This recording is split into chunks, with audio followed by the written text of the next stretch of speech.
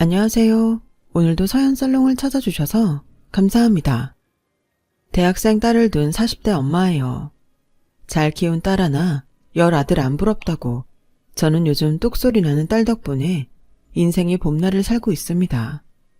한때는 딸 때문에 내 인생이 망한 것 같아서 원망했던 적도 있었지만 지금에 와서는 오히려 제 딸아이가 진흙탕에 빠진 제 인생을 구해준 인생의 은인처럼 느껴진답니다.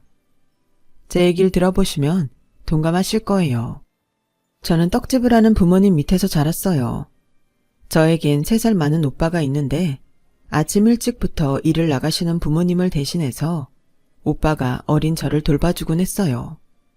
어린 걸로 치면 오빠도 저와 다를 게 없는데도 오빠라고 여동생을 끔찍이 생각했죠. 그래서 지금도 오빠랑은 우애가 좋은 편이에요. 부모님 대신 동생을 돌봐야 한다는 강박감 때문이었는지 오빠는 한창 친구들과 밖에 뛰어놀 나이에도 늘 집에서 놀곤 했어요. 그 바람에 저희 집에는 항상 오빠 친구들이 자주 드나들곤 했죠. 어릴 땐 오빠 친구들이 오든 말든 상관 않고 지냈는데 중학교에 들어가고 사춘기가 되고 보니 오빠 친구들한테 눈이 가더라고요. 하지만 하나같이 그저 그런 사람들밖에 없어서 실망하곤 했었죠. 그러다 하루는 오빠가 진짜 괜찮은 친구를 집에 데리고 왔더라고요. 키도 크고 여드름 하나 없이 하얀 피부가 돋보이는 오빠였어요. 게다가 지금까지 저희 집을 찾았던 다른 오빠들과 달리 그 오빠한테선 비누향이 폴폴 나더라고요. 그 또래들이 흔히 하는 욕설도 안 하고 옷차림도 깔끔하고 말이죠. 그렇다고 해서 그 오빠를 이성으로 생각했던 건 아니에요. 그때까지는 그저 저런 사람이 왜 우리 오빠랑 놀까? 하는 의구심이 드는 정도였거든요. 그런데 그런 제 생각을 확 뒤집어 놓은 사건이 벌어진 거예요. 그날은 학원 수업을 마치고 친구들과 떡볶이를 먹고 오느라 평소 자주 다니던 길이 아닌 낯선 길로 갔는데 하필 거기서 불량 학생한테 잡힌 거예요. 저를 보자 다짜고짜 욕설을 퍼부으며 돈 내놓으라고 그러는데 겁이 나서 손이 바들바들 떨릴 정도였어요. 그 바람에 가방 지퍼를 못 열어서 낑낑대니 무리 중 한 명이 가방으로 제 머리를 팍 치더라고요. 살면서 부모님한테도 머리를 맞아본 적이 없던 저는 눈물이 핑 돌았어요. 그리고 눈을 치켜뜨고 째려봤죠. 그랬더니 험한 욕설을 퍼부으며 죽일 듯 달려들더라고요. 그때였죠. 누군가 달려들어 제 앞을 막아섰어요. 그리고는 제가 달려든 불량 학생을 순식간에 제압했어요. 그러자 다들 주랭랑을 치며 도망쳤죠. 괜찮아. 너 승민이 동생 맞지? 질끈 감았던 눈을 뜨고 올려다보니 얼마 전 저희 집에 놀러왔던 멋진 그 오빠였어요.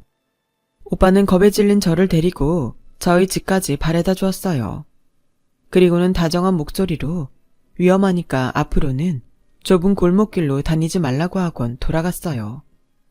저는 대문 앞에 서서 멀어져가는 오빠의 뒷모습을 보며 벙찐 표정으로 서 있었죠. 그때부터였을 거예요. 오빠를 짝사랑하게 된 건요. 저는 그날 이후 언제 그 오빠가 우리 집에 올지 몰라서 집에 있을 때 옷도 신경 써서 입고 있고 머리도 묶지 않은 채 긴 머리를 풀고 있었죠. 하지만 이런 제 노력은 아무 소용이 없었어요. 그날 이후 오빠는 우리 집에 찾아오지 않았으니까요. 그렇게 시간은 흘러 저는 고등학생이 되었고 제 친오빠는 군입대를 앞두고 있었어요. 군대 간다는 핑계로 매일 친구들과 술을 마시고 다녔죠. 그러다 하루는 오빠가 자기랑 같은 날짜에 입대를 하는 친구가 있다며 신난 것처럼 떠들어댔는데 얘기를 들어보니 바로 그때 그 오빠였죠. 너도 기억나지? 나 고등학교 때 우리 집에도 한번 왔었잖아. 키 크고 잘생긴 놈. 상욱이 녀석도 나랑 같은 날 입대한대. 그 자식은 집도 잘 사는데 꼼수 안 부리고 순순히 군대를 가네. 그 정도 사는 집 자식들은 어떻게든 군대 안 가려고 술을 쓰는데 말이야. 아, 상욱이랑 군생활 같이 하면 좋을 텐데. 오빠는 그냥 한번 해본 소리겠지만 저는 진심으로 오빠와 상욱 오빠가 같은 부대에 배정받기를 바랬어요. 그래야 오빠 면회 간다는 핑계를 대고 상욱 오빠를 볼 수 있을 테니까요. 하지만 그런 우연은 영화 속에서나 일어나는 일일 뿐 현실에서는 일어나지 않았어요. 오빠가 군대에 간 사이 저는 대학에 들어갔고 한동안 상욱 오빠는 잊고 살았어요. 그러다 상욱 오빠의 근황을 접하게 된 건 저희 오빠가 제대하고 얼마 지난 때였죠. 뭐? 상욱 오빠가 유학을 간다고? 아니 왜? 다니던 대학은 어쩌고? 그야 나도 모르지. 근데 네가 언제부터 상욱이 일에 그렇게 관심이 많았냐? 너 혹시 그 자식 좋아하냐? 그런 거라면 일찌감치 꿈 깨라. 그 자식이 여자들한테 인기가 얼마나 좋은데 너 같은 애를 상대하겠냐? 게다가 걔네 집이 좀 빵빵한 줄 알아? 우리 집은 명함도 못 내밀 정도야. 괜히 허물켜지 말라고. 오빠 말대로 그땐 정말 상욱 오빠와의 인연이 그렇게 끝나는 줄로 알았어요. 하지만 인연이 되려니까 어떻게든 연결이 되더라고요. 제가 졸업을 앞두고 취업 준비로 한창 바쁘던 때 저희 오빠가 먼저 취직을 하게 됐는데 그게 하필 상욱 오빠네 아빠 회사였지 뭐예요. 어떻게든 연주를 이어가면 언제든 꼭 한 번은 다시 보게 되지 않을까 기대를 하게 되었죠. 그러던 어느 날이었어요. 오빠가 회의 때 들고 들어가야 할 서류를 놓고 왔다며 제게 회사로 가져다 달라고 전화를 했더라고요.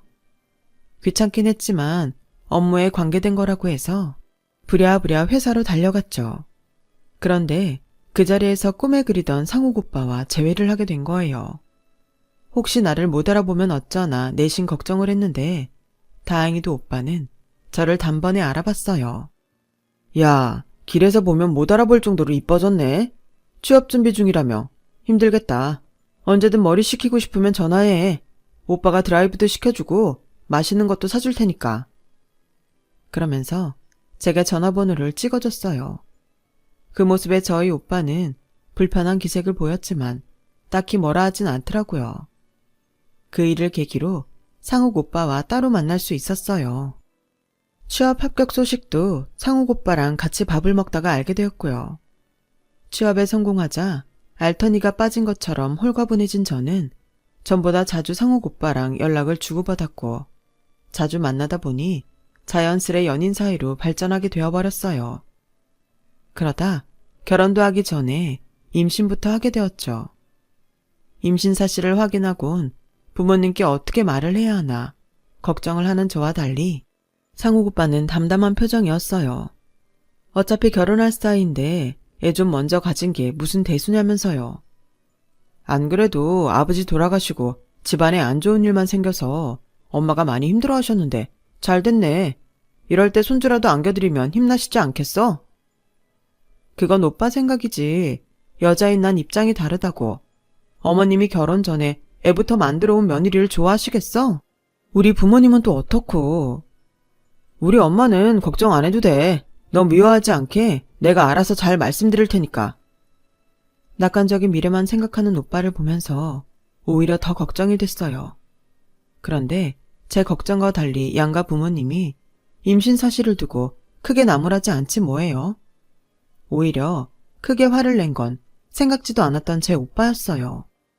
야, 이 기집애야. 너 정말 상욱이랑 결혼할 생각이야? 정말이냐고. 왜? 하면 안 되는 이유라도 있어? 오빠는 차마 입 밖으로 꺼내지 못한 말을 힘겹게 삼켰어요. 그리고는 걱정스러운 표정으로 말했어요. 내가 오빠로서 하는 말인데 세상에 아빠랑 오빠 빼곤 남자는 믿으면 안 돼. 다 늑대고 거짓말쟁이들이라고. 내 말 무슨 뜻인지 알겠어? 다 널 위해서 하는 말이니까 나중에 날 원망이나 하지 말아라. 오빠는 알쏭달쏭한 말을 남기고는 한숨을 푹 쉬며 방으로 들어갔어요. 당시 상욱 오빠는 돌아가신 부친을 대신해 회사를 이끌고 있었는데 회사에 인맥이 없던 터라 제 오빠를 수족처럼 부리고 있었어요.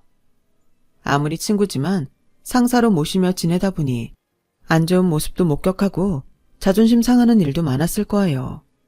그러니 오빠 입장에서 그런 친구와 가족이 된다는 건 더더욱 불편한 일이었겠죠. 오빠 상황을 생각하면 안 됐긴 했지만 당시엔 오빠 마음까지 헤아려 줄 만큼 저한테 여유가 없었어요. 오빠의 걱정에도 불구하고 저는 결혼식을 올렸고 혼자 되신 지 얼마 안 된 시어머니를 모시고 시댁에서 신혼생활을 시작하게 됐어요. 몇 년 전 딸을 시집 보내고 이듬해 남편까지 떠나보낸 어머님은 모처럼 집안에 식구가 늘자 이제야 좀 집에 사람 사는 분위기가 난다시며 무척이나 좋아하셨어요. 저한테 엄마랑 딸처럼 같이 쇼핑도 다니고 집안도 갖고 가자고 하셨어요. 그땐 그 말씀이 무슨 뜻인지 몰랐는데 남편이 귀띔을 해줘서 알게 됐어요. 제게 회사를 그만두란 소리라는 걸요. 당신도 봐서 알겠지만 우리 집 돈줄은 우리 엄마야. 원래 우리 회사가 외할아버지 거였거든. 우리 아버지가 대릴 사유로 들어가서 회사를 물려받으신 거니까. 당신 다른 건 몰라도 우리 엄마한테 잘 보여야 할 거야. 비록 내가 회사 대표로 있지만 엄마가 여차하면 내 동생한테 물려주실지도 모르는 거거든. 그러니까 당신은 엄마 옆에 있으면서 무조건 신임을 받아야 돼. 알겠지? 있는 놈이 더하다고 어떻게든 회사를 동생한테 뺏기지 않으려고 남편은 자기 엄마까지 포섭하려 들었어요. 모자간의 사랑보다는 이해관계가 앞서는 시댁 모습이 낯설기도 했지만 그래도 어쩌겠어요. 로마에 가서는 로마법을 따르랬다고 이 집에 사는 이상 이 집 논리를 따를 밖에요. 입사하고 1년도 채 안 된 회사를 그만두고 어머님 옆에서 비서 역할을 하며 지내게 되었어요. 어머님 말씀이 떨어지면 바로 움직일 수 있도록 준비하는 5분 대기조처럼 늘 어머님의 말에 귀를 세우고 있었죠. 대부분의 스케줄은 백화점 쇼핑이나 전시회 관람, 집안 꾸미기가 주였어요. 남들 보기에 팔자 좋은 사람들이나 가능한 생활 패턴이었죠. 하지만 온전히 누리는 입장이 아니라 옆에서 서포트하는 입장으로서는 그리 편하지만은 않았어요. 말 한마디를 할 때도 시시각각 변하는 어머님 기분을 맞춰가며 해야 했고 제 개인적인 계획은 하나도 세울 수 없었거든요. 심지어 메뉴조차 어머님 뜻대로 정하는 바람에 한창 먹고 싶은 게 많았던 임신 초기에는 많이 힘들었어요. 결혼을 한 이듬해 저는 딸을 낳았어요. 어머니는 이제 막 태어난 소녀딸을 위해 벌써부터 학업 계획을 세우셨죠. 꽤 실력 있는 보모까지 집에 들여서 말 그대로 조기 교육을 시작했어요. 아직 말도 못하는 젖먹이 애한테 무슨 필요가 있을까 싶은 것에도 어머님은 엄청난 돈을 투자하셨죠. 내 보기엔 돈지랄에 가까운 거였지만 그렇다고 입 밖으로 내뱉진 않았어요. 자식은 은연중에 부모를 닮는다고 저보다 1년 먼저 출산을 한 시누이도 어머님과 다를 바 없더라고요. 어머님이 고용한 유모를 만나보고는 얼마나 부러워하던지 순간 시누이 얼굴에서 시어머니를 봤네요. 올케 언니는 좋겠다. 우리 엄마처럼 필요한 걸 다 직접 해주는 시어머니를 만나서. 우리 시어머니는 애한테 먹는 거나 챙겨줄 줄 알지? 교육적은 완전 꽝이거든요. 오죽하면 내가 산후조리도 온전히 못하고 보모 찾느라 전화통에 불이 나도록 전화를 해댔겠어요. 언니, 정말 복받은 줄이나 아세요. 시누이는 어머님이 사다 놓으신 육아용품을 하나하나 살피면서 부러워서 어쩔 줄 몰라 했어요. 정작 저는 별 감흥이 없는데 말이죠. 오히려 그 무렵 제 신경은 온통 남편한테 가 있었어요. 툭하면 회사 일이 바빠서 그런다며 외박을 하고 집에 돌아와서도 저랑 애는 신경도 안 쓰고 서재에 들어가 몇 시간씩 있다가 나오기 일쑤였거든요. 그 안에서 무슨 짓을 하는지는 알 수 없었지만 여자의 촉으로는 아마도 여자랑 관계된 일 같았어요. 하지만 의심만 있을 뿐 물증이 없어서 남편한테 따졌다가 욕만 듣고 말았죠. 넌 내가 너처럼 할 일 없는 사람인 줄 아냐? 그런 쓸데없는 생각할 시간 있으면 애한테 신경 좀 써. 오죽하면 우리 엄마가 며느리 놔두고 당신이 손녀딸 교육에 신경 쓰겠냐? 집구석에서 밥 먹고 뒹굴할 생각 말고 제발 생산적인 일 좀 하라고. 멀쩡히 일 잘하던 사람 집에 묶어놓은 게 누군데 남편은 말끝마다 저를 밥순이 취급이었어요. 아무리 허물없는 부부 사이라지만 이런 소리를 들으니 자존심도 상하고 화딱지가 나서 나름대로 애 교육에 신경을 쓰기 시작했어요. 지금 생각하면 너무 어릴 때부터 애한테 스트레스를 준 게 아닐까? 미안하다는 생각이 들 정도였죠. 이런 노력에도 불구하고 시간이 지나도 어머님은 불만이셨어요. 넌 도대체 애 낳은 것 말고 애한테 해준 게 뭐니? 난 우리 애들 키울 때 잠자는 시간도 아껴가며 애들 교육에 신경 썼는데 넌 잘 거 다 하자고 먹을 거 다 먹어가며 언제 애 교육을 하겠다는 거냐? 네가 친정에서 그렇게 못 배워서 모르겠으면 찾아서라도 해야지. 이래서야 원 내가 마음을 놓을 수가 있나? 내가 아주 소녀딸 걱정에 밤에 잠을 못 자겠다. 어머님, 우리 예지 이제 겨우 6살이에요.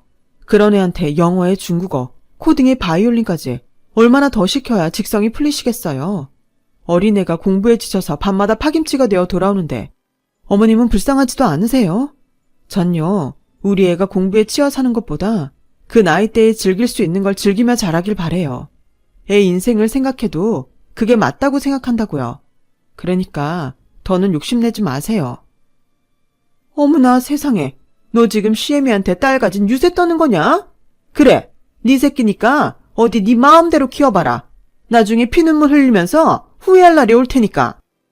어머님과 한바탕 한 이후 저는 딸애가 다니던 어린이집을 제외하곤 다니던 학원을 모조리 끊었어요. 그리고 제가 직접 데리고 다니며 체험학습 위주의 교육을 시켰어요. 아이가 좋아하는 동물들을 직접 보고 만질 수도 있는 동물 체험이나 또래 친구들이 모여서 직접 장난감을 만들고 가지고 놀 수 있는 공작 교실, 엄마와 함께 만드는 그림책 프로그램 같은 것들이었죠.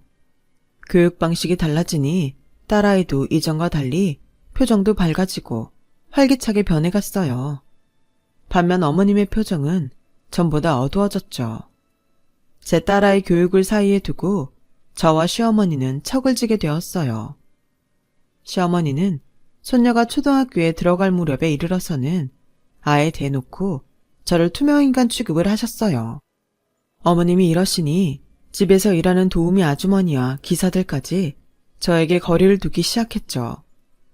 그런 집안에서 숨쉬고 사는 것조차 버겁고 힘들었지만 그래도 내 딸이 행복하다면 이런 것쯤은 아무것도 아니라고 생각했어요. 당시 제게는 제 딸이 유일한 가족이고 자식이고 친구였으니까요.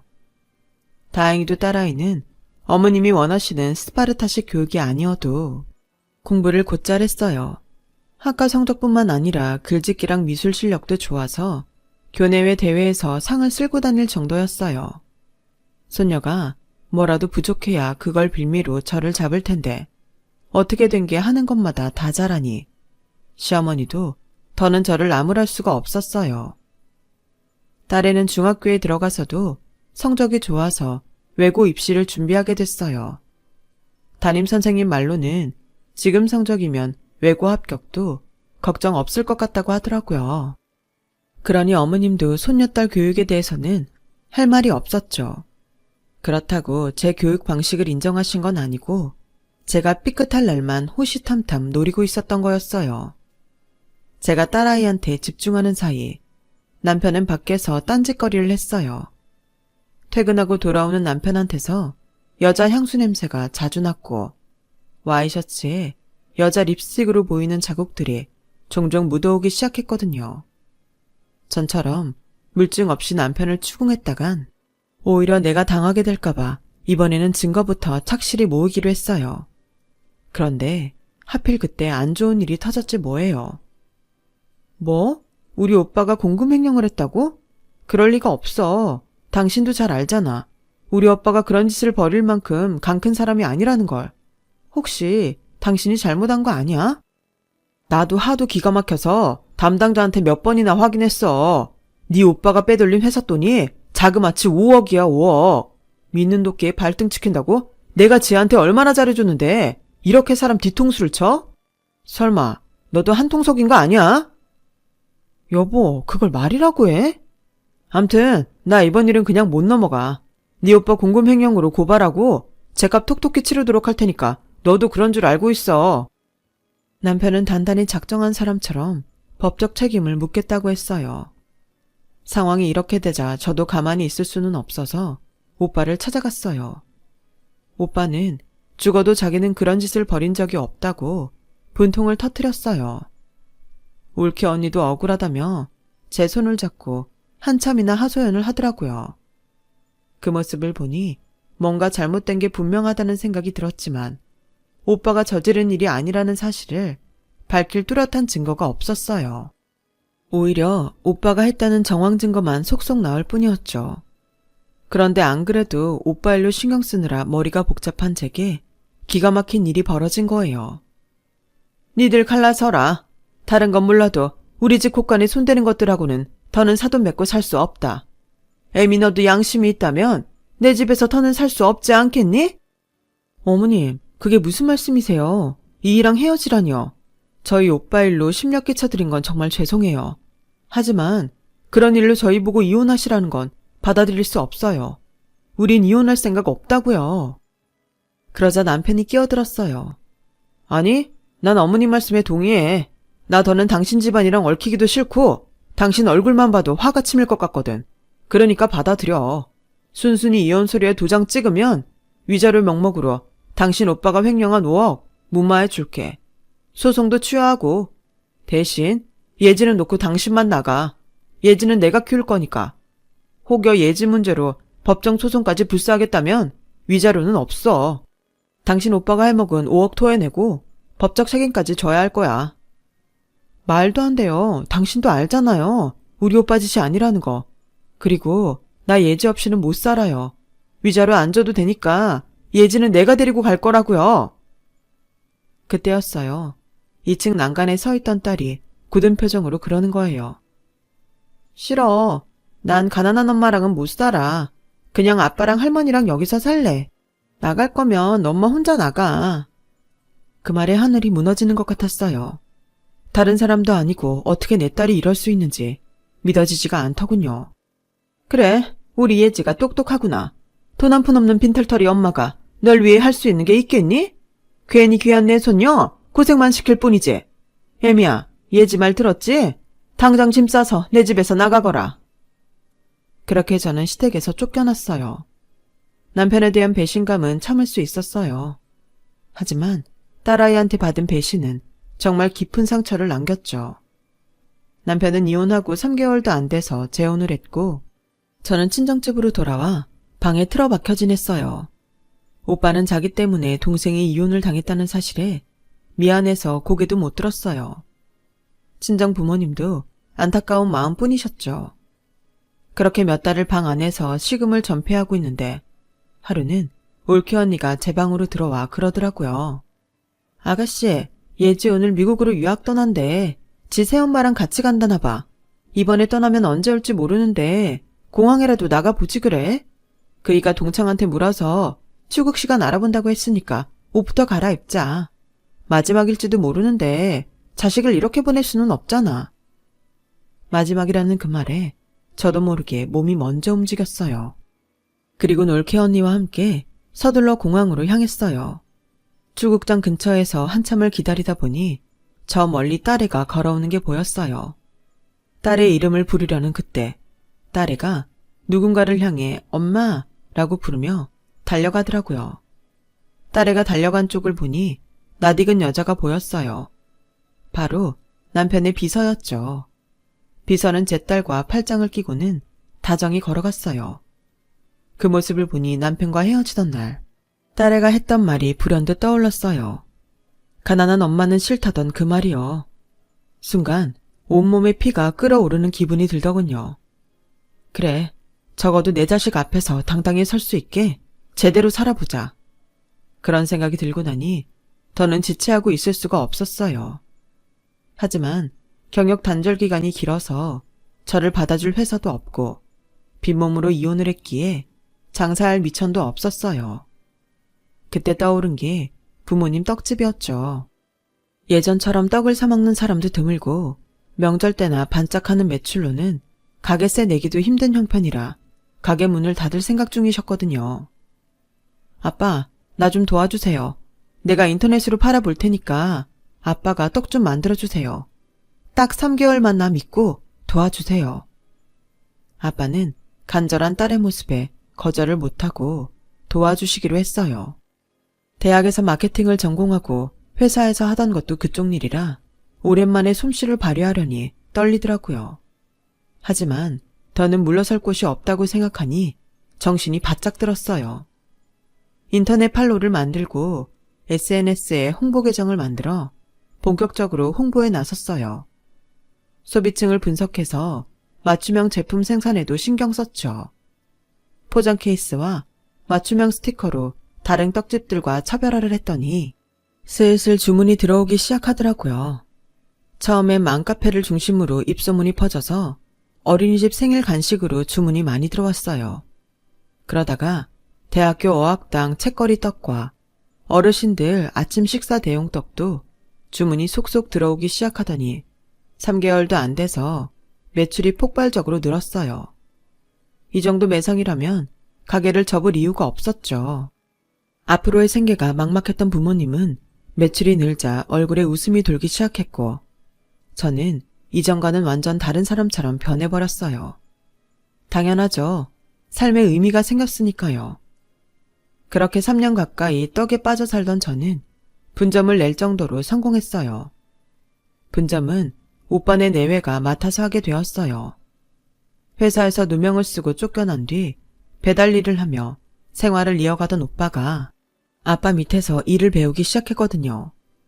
아직은 혼자 힘으로 떡집을 운영할 정도는 안 돼서 2호점은 판매를 위주로 하는 매장으로 꾸몄어요. 오빠가 어느 정도 실력을 갖추면 그때 자체적으로 떡을 만들기로 했죠. 한때 눈앞이 캄캄할 정도로 모든 걸 다 잃었던 우리 집 식구들은 언제 그런 일이 있었냐는 듯 다시 살아났고 이제 남의 눈치 안 보고 살 정도는 벌게 되었어요. 그렇게 모든 게 제자리로 돌아간 어느 날 낯선 번호로 전화가 왔어요. 딸이었어요. 한국에 들어왔다며 나를 만나고 싶다고 하더군요. 딸아이한테 당당한 모습을 보여줄 기회가 왔다 싶었어요. 그래서 백화점에 들러 멋진 옷도 사 입고 약속 장소로 향했죠. 저를 보자마자 딸은 아이처럼 제게 달려들어 끌어안았어요. 그리고는 펑펑 울더라고요. 딸아이를 달래곤 얘기를 들어보니 그동안 제가 딸아이를 오해했다는 걸 알게 되었죠. 당시 중3이던 딸은 아빠가 비서랑 바람을 피우고 있다는 걸 눈치채고 있던 차에 제가 빈손으로 이혼을 당하자 자기라도 이 집에 남아서 재산을 물려받아야겠다고 생각했대요. 엄마한테 말 안 한 거는 미안해. 하지만 그때는 비밀로 할 수밖에 없었어. 앞으로 어떤 일이 벌어질지 나도 몰랐으니까. 딸애는 안방을 차지한 비서한테 꼬박꼬박 엄마라 부르며 환심을 샀고 그런 모습에 남편과 시어머니는 딸애한테 의심을 품지 않게 되었죠. 제 아빠랑 새엄마를 떨어뜨려 놔야 동생이 생기지 않을 거라 생각한 딸은 일부러 외고 시험에 떨어진 뒤 할머니한테 유학을 보내달라고 했고 혼자 가기 무섭다며 새엄마까지 달고 떠나게 된 거였어요. 미국에서 지내는 동안 새엄마가 수영 코치랑 바람을 피우는 걸 알게 된 딸은 증거 사진을 찍고 새엄마와 코치가 나눈 문자까지 캡처를 떠두는 치밀함까지 보였어요.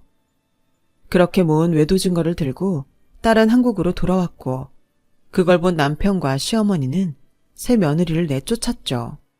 엄마, 그런데 내가 새엄마 휴대폰에서 문자를 보다가 이상한 걸 발견했어.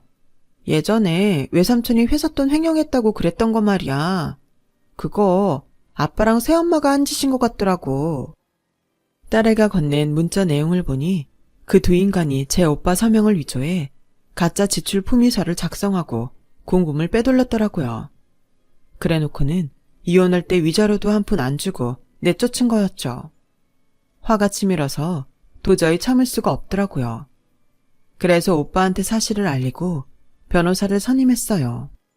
재산분할 청구 기간은 지났으나 다행히 이혼 후 남편의 외도 사실을 알게 됐기에 재산분할 청구 소송을 진행할 수 있었어요.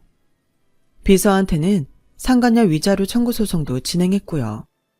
딸애가 가져다 준 남편의 외도 사실이 담긴 두 사람의 문자 내용과 인스타 사진 덕분에 가능했죠.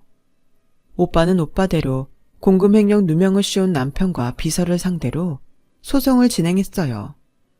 강제 퇴사에 대한 위자료 청구 소송도 함께요.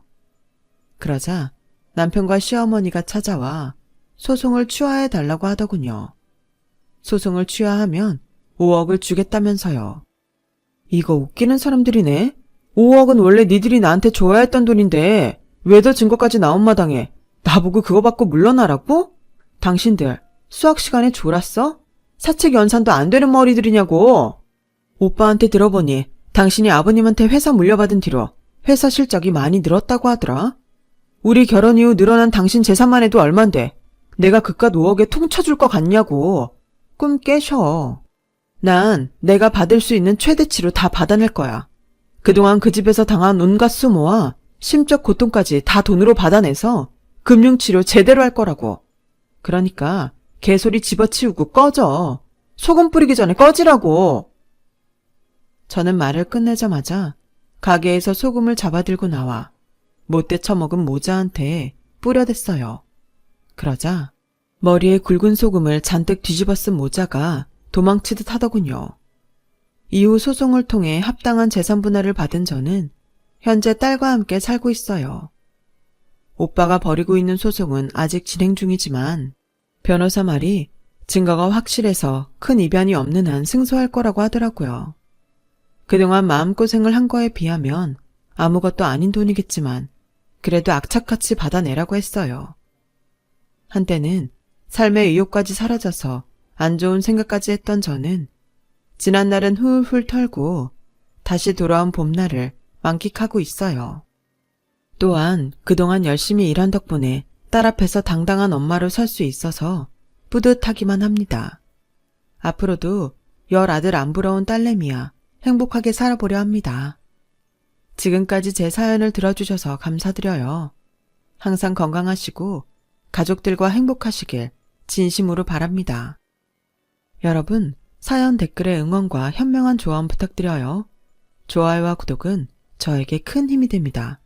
오늘도 좋은 일 가득하세요.